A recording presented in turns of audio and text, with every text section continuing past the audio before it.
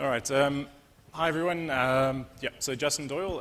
Obviously, you would have noticed on the program that the intention was for this to be a co-presentation with Zane Upton. He's in the audience over there.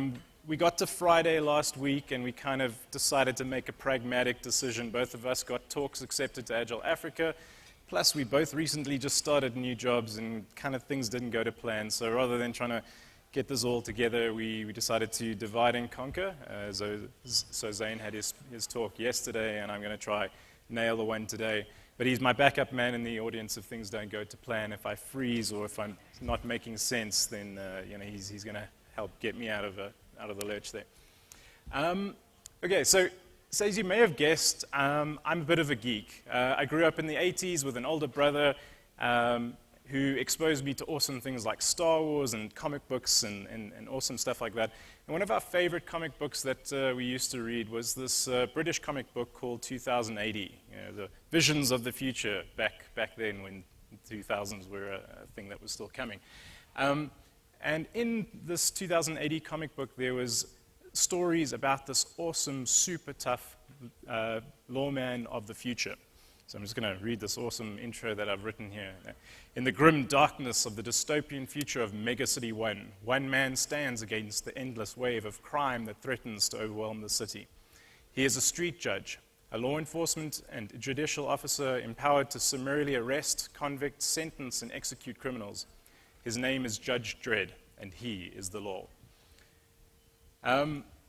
So he's a pretty exciting character dealing with all sort of crazy criminals that were sort of coming out in the future. And one of the criminals that he faced, that he would encounter, is a group of people called futsies. Now, futsies is a slang word in this dystopian future of Megacity 1, and basically it describes a group of individuals that basically that are sort of mentally unstable and sort of gone a bit insane because they can't keep up with the sort of pace of technology that this new future city has brought about. So it's caused the stress of rapid change in technology and changes in the society that they were dealing. And they basically just went completely mad and very violent. And these were some of the guys that he had to sort of deal with. So at the time, it was a very amusing story, these crazy criminals that he was dealing with. However, sorry, one thing I forgot. So these guys were suffering from a mental condition called future shock syndrome. And so the interesting thing is that was a very cool story. The reality is today we're facing, this is actually a very real thing. There's actually a dictionary definition of future shock. And it looks like we're in a very real sort of situation of almost creating our own futsies because of the pace of change that's going on. So future shock, physical and psychological disturbance caused by a person's inability to cope with very rapid social and technology change, and an overload of a person or organization's capability for adaptation and decision making. So future shock is real, it's here, it's happening. The rate of change is going exponential, and we're struggling to deal with it.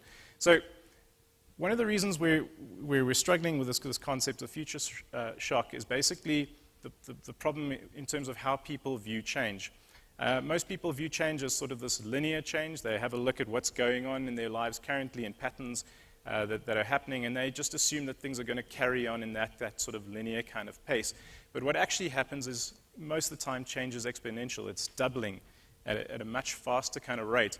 And then you sort of end up with this exponential surprise, the difference between where we linearly thought we would be and where the exponential change has actually gotten to. And this sort of creates the surprise and sort of dissonance, or otherwise something called future shock, essentially sort of getting created by this exponential change. One of the primary reasons for this exponential change is the changing rate of technology. There's a concept called Moore's Law, which basically looks at sort of technology and the density of transistors on semiconductors. And Moore basically found that this density of these semiconductors was doubling every 18 months or so. So these sort of microchips and processors getting much smaller, the cost of these computing components reducing. And then basically everything that is impacted by technology is getting impacted by this exponential change of computing and sort of getting accelerated because of this. So if we, sorry, so what's very interesting, if you have a look at this sort of exponential change, it's sort of a curve, it sort of illustrates it quite nicely in terms of, you know, it's only once we sort of really get around to the sort of 1900s, 20th century, we really start to see a heck of a lot of change starting to come in. You know, starting to get telephones and cars, people going to moons, and then it just goes absolutely crazy. You know, computers coming in, operating systems, DVDs, all these different things, all sort of compounding on top of us. And if you have a look at a book called Exponential Organizations by Salim Ismail and a couple co-authors there, he basically sort of describes what's going on here and basically says we're only about 1% into this exponential change. So there's a huge amount of change that's still coming at us that we need to be able to deal with. Just to illustrate the problem with the sort of human mind not getting their heads around exponential change and sort of thinking more linear, there's two very nice case studies that Salim talks to in his book. You probably know these fairly well, Kodak and AT&T. So with Kodak, they actually held the patent rights for digital photography. They didn't think it was going to take off. Plus, they thought it was going to be, if it did, it was going to be too disruptive to their current photo print business. So they just decided this wasn't something they were going to pursue. They no longer exist. They've been completely disrupted by other companies that did get onto this bandwagon. So they underestimated that exponential change that was going to be caused by digital photography. AT&T, at the point where mobile phones were sort of becoming a thing and where they were sort of huge brick-sized devices, AT&T was advised that looking at current trends, their mobile phones were not going to be a big thing, and they were actually advised not to invest in the mobile phone industry. And they basically completely missed that first adopter, early adopter opportunity. And of course, we all know what happened with mobile phones now. Everyone absolutely has these things. So again, looking at that sort of linear trend in terms of people at that time buying mobile phones and devices, they thought this wasn't going to be a big thing, but the exponential curve just completely disrupted that. This is a very busy slide, but I think it's a sort of a nice view in terms of just summarizing what's sort of going on. So on the left-hand side there, we've got a whole bunch of technologies that are coming in. So you've got your 3D printing and your nanotechnology and blockchain and all these different technologies that are coming in. And then these are getting combined with sort of emerging or current sort of problems that we're facing, climate change, aging population, and all these kind of things. And this results in all sorts of cool new future paradigms that are potentially going to be coming at us. Internet of power and transportation, a complete change in terms of economy and money, money 2.0 and work 2.0. What the heck does that mean? Maybe we're not going to actually have money in the sense that we know it today. So there's just a whole lot of really radical stuff, and like at the top end there, radical life extension potentially coming at us. So these are situations that probably in the not so far future are coming our way, that are being driven through this exponential rate of that, an accelerating rate that technology has. So stuff that's sort of coming at us. This is further sort of backed up by a chap called Jeremy Rifkin. So he talks about this concept of a third industrial revolution that's coming our way. So he describes this concept of our current communication internet that we sort of know today, all the information available on the internet in the world, combining with a renewable energy internet, so all of our renewable energies, solar and wind and all these kind of things, emerging to meet the current energy crisis that we're facing. And then that combined with the Internet of Transportation, autonomous cars, all driving around, Internet of Things connecting everything. And basically this all gets combined at zero marginal cost. So all of these things basically become free to humanity. Energy no longer costs us anything. Transportation, you probably won't own vehicles and transportation. You'll just make use of this transportation internet that's around.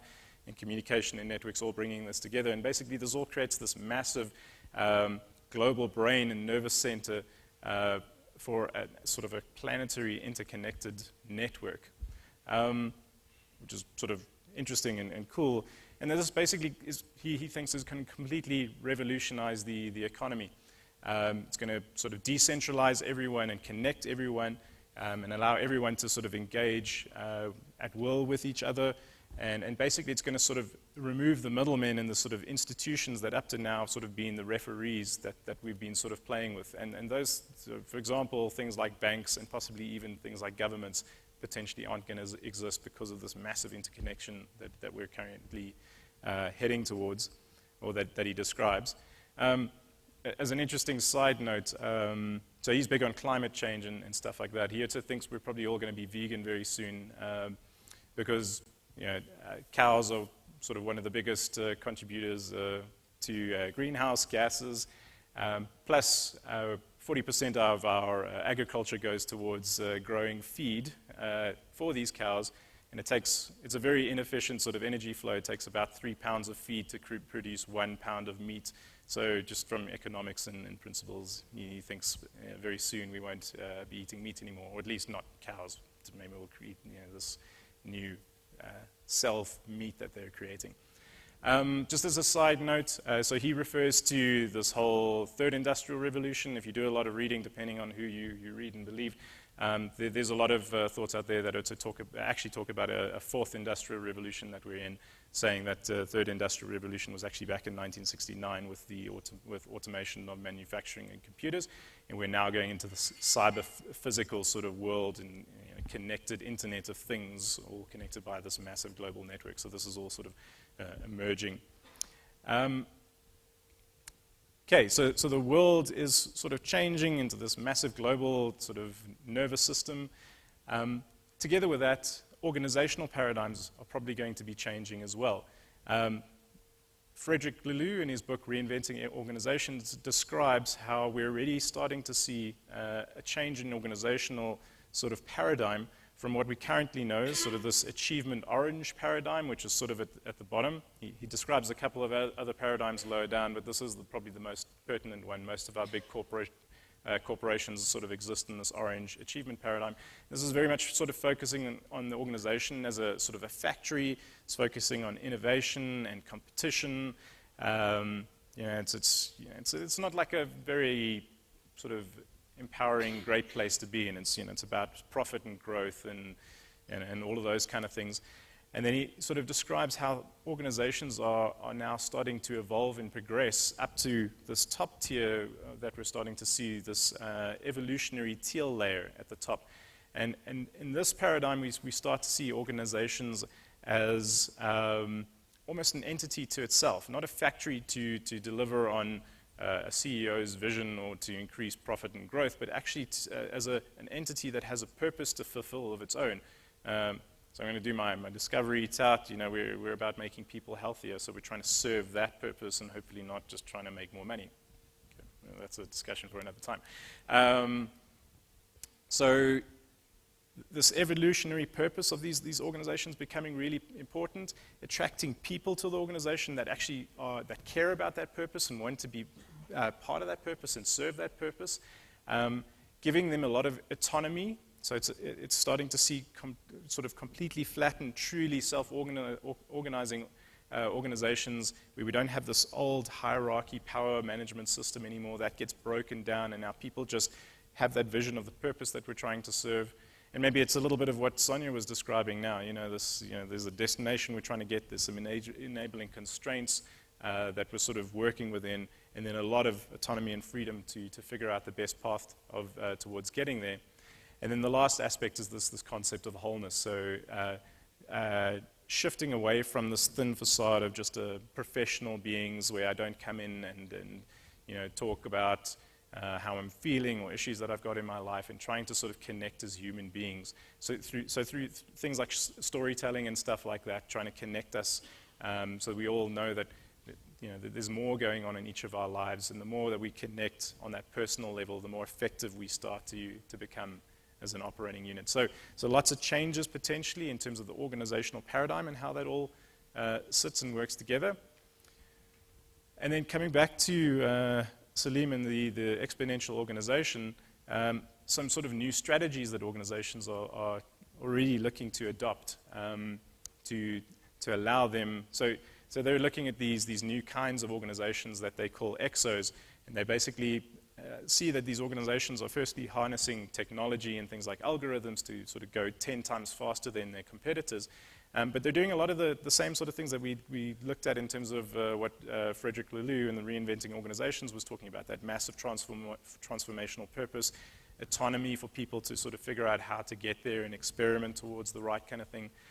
So similarities in terms of those strategies, but then some very interesting stuff happening then as well that they think, staff on demand. So now we start shifting to kind of like a Hollywood sort of contracting kind of model. So each person now becomes a brand, an entity to themselves. There's projects or movies that are going on that people sort of, that are going on in the industry, and then basically people form up for sort of a transient period on a particular project or product or sort of vision that they really think they can contribute to, work on that, and then once that's done, disband and move on to the next thing. So, actually sort of not really almost seeing this concept of a static organization or a much smaller sort of organizational core, and then this sort of moving group of people just sort of shifting towards the organizations that attract them. The other sort of big thing is this leveraging assets, which you're probably sort of aware of. This is what sort of companies like Airbnb and Uber are doing. So they don't own thousands of hotel rooms and cars. They basically just go and leverage, sort of connect people to the right kind of things. And this allows them to sort of be able to completely disrupt their competitors that are trying to control all these assets. So these new sort of operational, organizational strategies that are being implemented. So this is all very cool, very interesting stuff that's coming at us. And if it all sort of works, it's going to be a pretty interesting place. It's going to mean that humanity is going to get sort of freed up to do sort of purpose-driven work, stuff that they really want to do, that they believe in, that talks to their sort of core purpose and meaning. They're going to be freed up to be able to do sort of deep knowledge work and thought work, because all the sort of basic grunt work is kind of getting done by machines and all this kind of stuff. And possibly we're going to end up with more leisure time. There were futurists that wrote back in the 1960s, they predicted that because of all of our amazing technological advancements and time-saving devices, washing machines and vacuum cleaners and computers and all these different things, they predicted that by now we would be working 20-hour weeks and be living lives of leisure. Hasn't quite worked out that way. Maybe it's gone the other way. We're super connected and always on. I think there's some problems with that ideal worker myth and all that's going on there. But who knows? The more that technology starts to take over all of these things, the more society changes and government changes, maybe we actually do end up with a place where workers starts to become a little bit more optional, not critical, and society is looking after itself. So some potentially interesting stuff. There's some bad stuff as well, though. So we've already seen this, from other industrial revolutions, machines taking over, people losing jobs. The problem now is this is starting to impact into sort of even knowledge work kind of jobs. So we're starting to see in places like call centers, you've got voice bots that can start answering phones and dealing with base queries. Already I think something in the region of like 40% of basic queries can be handled by voice bots. And that's great because it's freeing up those call center agents to deal with the really complex queries and be more proactive and stuff like that. But they're going to get smarter and smarter and smarter and deal with more and more of these sort of things. So that probably is going to result in some kind of job losses at some point. Other jobs, radiology, for example, don't go and study that. If your kids are thinking about that, not a good choice right now. Machines are basically way better at it at this point already. I think they can sort of diagnose X-rays better than sort of 7 board-certified doctors and stuff like that, and pick up trends far better than a human doctor could. So we just don't need those skills anymore. Humans don't need to do that anymore. Machines are better at it. And then maybe a little close to home, things like financial advisors. We might not need this anymore. We're already starting to see startup companies, things like Naked Insurance, even in our own country, that are starting to come up and use a lot of AI and machine learning to start handling the underwriting processes and all these kind of things, and it's all handled direct to customer through apps and everything else. So maybe we don't need financial advisors very soon, and that's really scary. Don't tell anyone at Discovery I said that, because I'll be in big trouble. There's some real jobs that are good, stable jobs right now that are actually starting to become at risk. And this basically means we're entering probably into a paradigm where people really need to be able to reinvent themselves.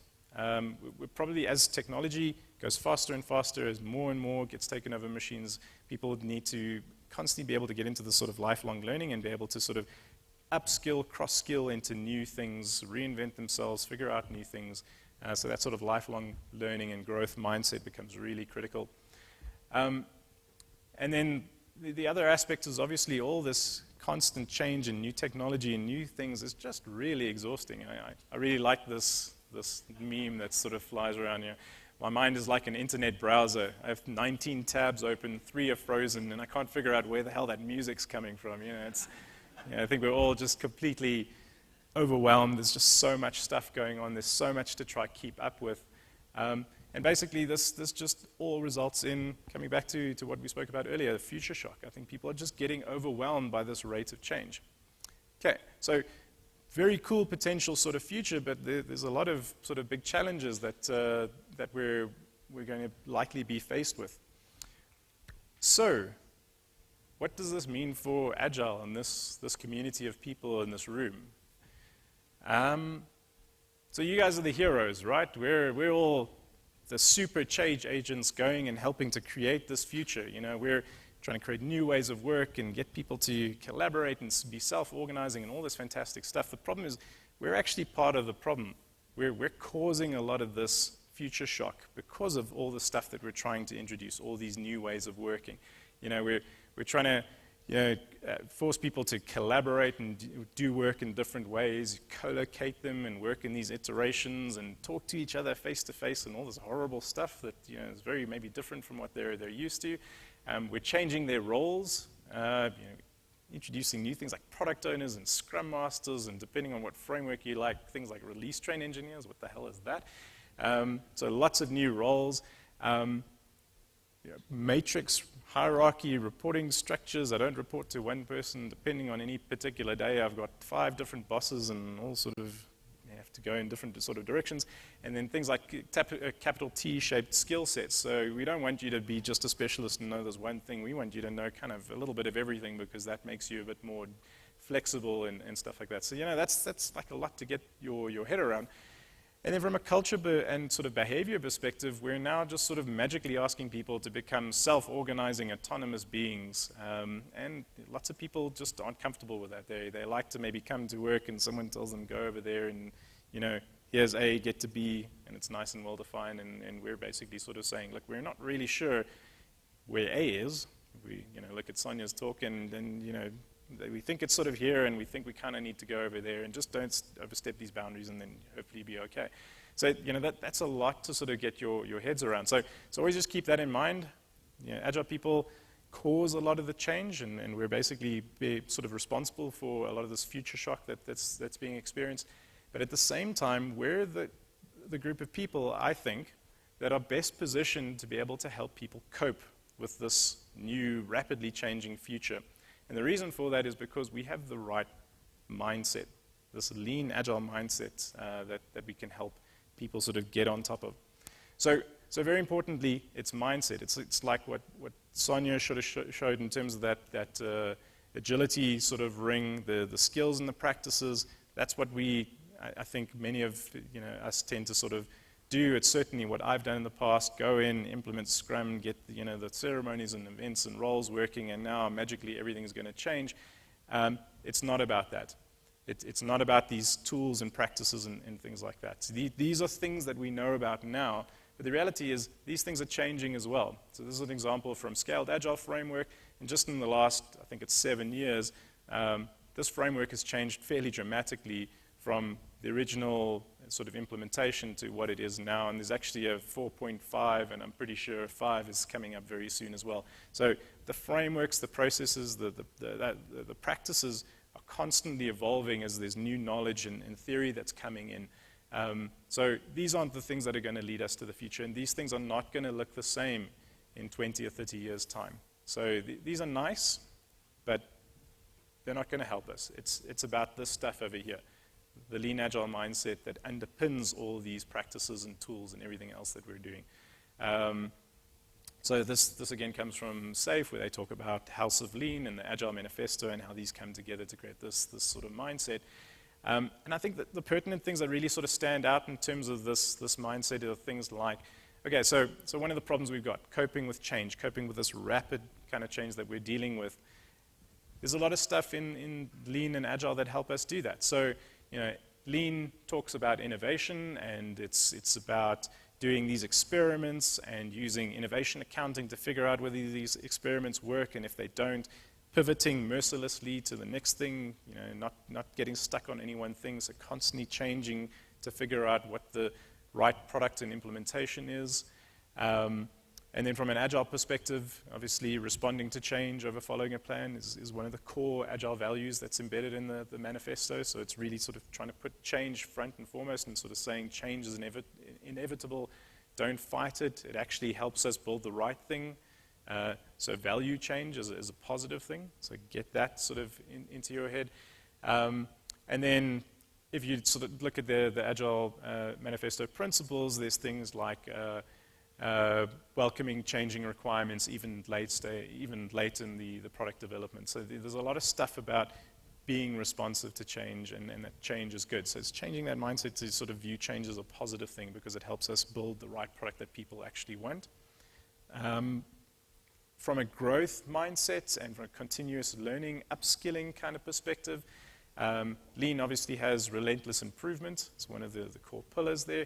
It's basically just sort of saying, we constantly need to be looking at how we're doing things, constantly identifying waste and better ways to do things, and constantly keep learning and changing what we're doing. And Agile, in the principles again, has a point about teams reflecting at regular intervals and learning and trying to improve. So there's these core things that are built in to drive that growth mindset and continuous improvement. And then lastly, a lot of about what we saw in terms of the organizational paradigms and the organizational strategies that Frederick Relu and Salim sort of spoke about in their books was about self-management and autonomy and this wholeness of self. And there's a lot of good stuff in the Agile Manifesto and Lean, House of Lean that sort of talk to that stuff as well. So, respecting peoples and culture, I think, is really, really important. That Lean sort of says, the people doing the work, people do the work and understand that they're important. It's not some machine or something or process that's doing it. It's actual human beings, and we need to respect those human beings, and we need to give them autonomy and freedom to be able to figure out how to do their work.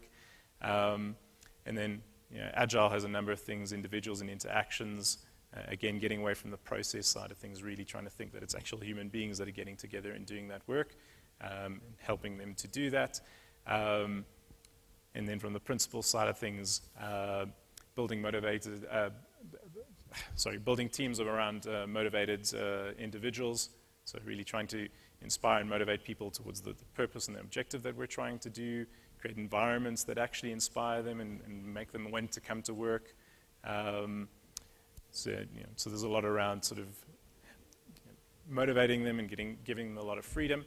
And then lastly, the principle around the best architecture requirements and designs emerging from self-organizing teams. So just again, really underpins that self-organization, that the people doing the work have the right answers and are going to figure out the best way of doing these things and just letting them do it, getting out of their way, setting that vision and letting them get there.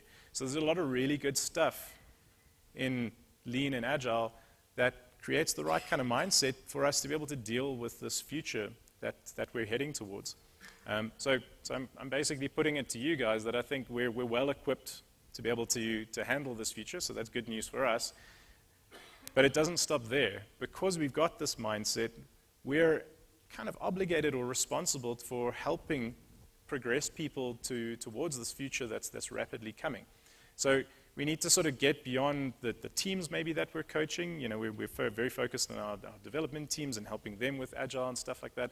But the reality is we now need to start broadening that view, firstly to the organizations that we're working within, to help them understand what a new organizational paradigm could look like, what true self-organizing, evolutionary, purpose-serving organizations look like, and then to what the broader society looks like, what that change could be when technology completely changes the world and energy and transportation and communication combined to create this, you know, global network where everyone is connected to everyone, and these sort of paradigms of government and economy change completely. We need to be out there helping people to be ready with that. Not to necessarily, well, if you want to, you can go and help create those things and lead that stuff, but more just to help people deal with that change, to get their heads around it and to be able to grow and be responsive to that change that's likely coming at us. So, how can you help to avoid future shock?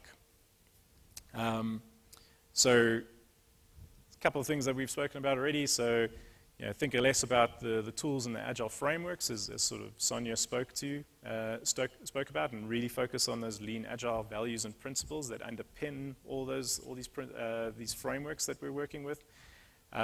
Really try and understand those lean Agile principles. You know, get to the deep meaning behind them, and why they're important and how they're going to actually help us cope with this change and create that improvement mindset. You know, think about how those principles are preparing us with the right headspace to be able to cope with the change that the future is likely to bring. Focus on the people aspect that's embedded in Lean and the Agile Manifesto. There's a lot of stuff that's just about, you know, getting people to work with each other, getting them to talk face to face, trusting them to self-organize, work closely with each other in business and all these kind of things to make sure we build the right kind of stuff. So, you know, those are all good things that are going to help them cope. And then, you know, really critically help encourage this growth, continuous improvement mindset. You know, it's not just a thing that we do because Scrum says we should do a retrospective. It's actually a critical tool that's going to help us cope with this massively changing future that we're rapidly heading towards. And I think what Sonia spoke about, this sort of change resilience or change fit, I think if we get this kind of stuff right and we really understand lean Agile mindsets and stuff, this is what's going to help us to be change fit and change resilient and help people get there. Okay, so I feel like I've really shot through this, which I think I have. So my key takeaways that I just want to sort of talk through, and then we can see if there's any questions. If not, then you guys can go get lunch and the coffee and get out of here. Okay, so technology is changing the world at an exponentially accelerating rate. Okay, that's happening. We know it's happening. There's that curve of all the things that are coming towards us. And the world is going to look very, very different very soon. You know, it's impacting society, economy, and organizations, and they're all going to be working in very, very different ways very soon. So we need to be sort of mindful that that's coming at us. This high, incredible rate of change is creating this future shock syndrome that people basically just can't cope with the rate of change. And as Agile practitioners, we're the ones that are really well positioned to be able to help people with that, to get the right kind of mindsets in place, to equip them with the tools to become change resilient and change fit. So my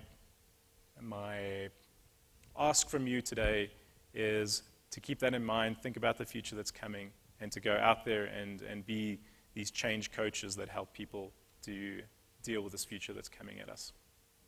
All right. So that's what I've got. Thank you very much.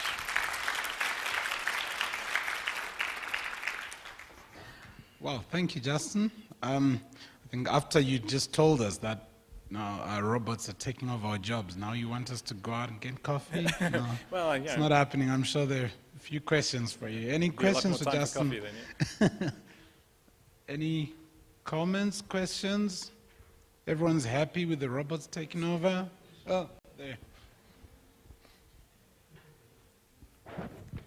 Yeah, thank you for very robust presentation. I'm interested in what do you think is going to hold, more especially Africa, back from reaching the fourth industrial revolution, more especially when you look at the religions. Okay, that's it. Take for an example, simple things like mark of the beast, not the bean, versus your blockchain and your microchip. That will be embedded probably in our brains also when we go forward. So how do you think that culture or the religion that is so much in the continent will delay us from achieving the total fourth industrial revolution? I think that's a great question. I'm going to tiptoe around the religious question. That's let me think about that. But certainly, I think there's huge implications for South Africa and the African continent for this kind of stuff. So I mean, we're already dealing with massive unemployment as it is. People are struggling to find jobs. This exponential rate of technology is going to start taking more and more jobs away, so that's just going to sort of exacerbate the sort of problems. So there's a huge sort of issue that we've got in terms of what that's going to mean for South Africa. And then I think a couple of other things, so I think South Africa as a country maybe isn't really structuring itself very well to be able to sort of really play well in this kind of future right now, because in the rest of the world, everyone's kind of going flat out, things like renewable energies and stuff like that. You've got countries like Germany that are currently running 50% of their power infrastructure on renewables, solar and wind and all these different kinds of stuff. We're still debating whether we should build a nuclear power plant and things like that, or we've got a big tender for a coal power factory coming up. It's the wrong kind of technologies to really sort of enable this sort of third industrial revolution, or the fourth one, whichever you prefer. So I think there's some big challenges there. Obviously, a lot of this stuff, and this is my sort of theory or opinion, I think we're doing a lot of this stuff because mines and stuff like that creates a lot of jobs again, And if you move to renewables, you don't need miners anymore, so that exacerbates that particular problem. So I think we've got serious issues in terms of how we're going to be able to keep up with this and compete in a sort of an African context. I don't have any really great answers in terms of how we deal with that. But what I think the opportunity potentially is that we could potentially leapfrog the rest of the world. So the rest of the world is going to try to figure all this kind of stuff out there. They're going to sort of stumble through a lot of this and sort of experience a lot of the cost of doing all this kind of stuff. And then once they've got it figured out, I think there's a potential for us to then actually just go and have a look at what they've done and just leapfrog them straight past. So I think there's potential opportunities. Certainly if you look at the broader sort of African continent kind of sort of picture where, infrastructure and stuff like that is because to do a lot of this stuff actually means a massive amount of infrastructure change, going and, it's not just about sort of solar energy, for example, it's actually about changing your buildings to become green buildings that, store energy better and, have sort of water reservoirs on the top that we can use to store energy and all these different kinds of things.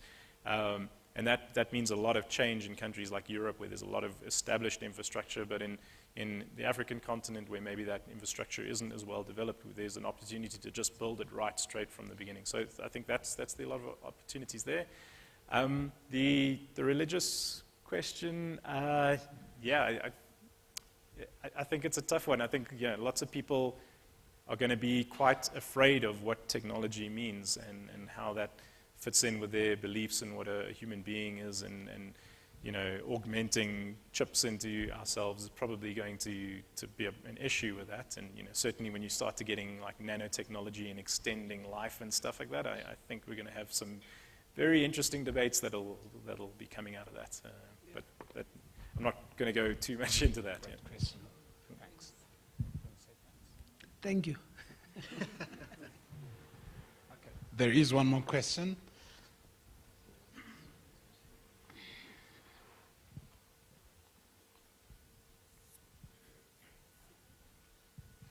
Hi. Thanks for the talk. It was really thought-provoking. I'd like to get your comment on something that's been bothering me. This matter of unemployment because of machine learning and AI and stuff like that, and the fear of unemployment. It bothers me, because I think we're asking the wrong question. It starts off with the position that we are valuable because we have a job. And the question that we have to ask ourselves is that if we don't have a job, are we still valuable to society? And if we are still valuable to society, how do we still maintain our existence? And I know it sounds very philosophical because it is, and maybe it's a beer discussion. But I'm curious to hear your thoughts and perhaps others, because it brings into question the whole idea of universal basic income, etc., which I know some countries are trying. So your thoughts on that, as opposed to save the job, as opposed to saving our humanity? Yeah, I think, yeah, maybe that's at the heart of everything to a certain degree. I think the current paradigm that we work in terms of, that we have to have a job, we have to be productive, we have to earn a salary, and that's the only way that we can provide for our families and stuff like that. I think that's going to very soon be an outdated paradigm. I don't think that's how the world is going to work. And one of the reasons I think that is because we are dealing with so at the moment we have organizations that are sort of just have this rampant growth and profit kind of motive. We just need to get bigger and bigger and get more people on board. The reality is we're dealing with a finite world, finite resources and everything else, and eventually we're going to end up in a place where we'll have a zero growth kind of market and environment and economy, and then I think things are going to completely change. Things like, again, it's a little bit off topic, and I think you're right, it's a deeper sort of conversation, but things like at the moment, you have a bank account that you put money in and you get positive interest for keeping that money in a bank account, and when you start to get to a zero growth kind of economy, we will probably start to see negative interest being accrued for money that is held in order to encourage people to push money out into the economy, to distribute wealth more, to uplift the broader economy. And I think, so that's a very interesting sort of paradigm shift, and I think you're absolutely right. I think that the concept of employment, I feel, is probably not soon, but somewhere in the future, I think it's going to become a very optional kind of thing, an optional way of delivering value to society, and I think it's really going to become about purpose that we give to society, and whether that means a job and a paycheck and employment. I don't necessarily believe those things are going to go together. So that big curve, maybe that's what Work 2.0 and Democracy 2.0 and all that kind of stuff actually looks like and means. I don't know if I can formulate it any better than that. Maybe someone else in the room's got some thoughts. Thanks. One last thing. Did you and Zane agree on everything you said? Absolutely, yeah. He's more like the skeleton of it, yeah. Zane's like, what the hell? Yeah, I was looking at him, he's like, oh, help me out here. Okay. Ask an intelligent question. Okay, it is 11:15, so that means our time's up, but let's continue this. It's a beer discussion, as they say, so yeah, thank you once again, Justin. Cool. It's great.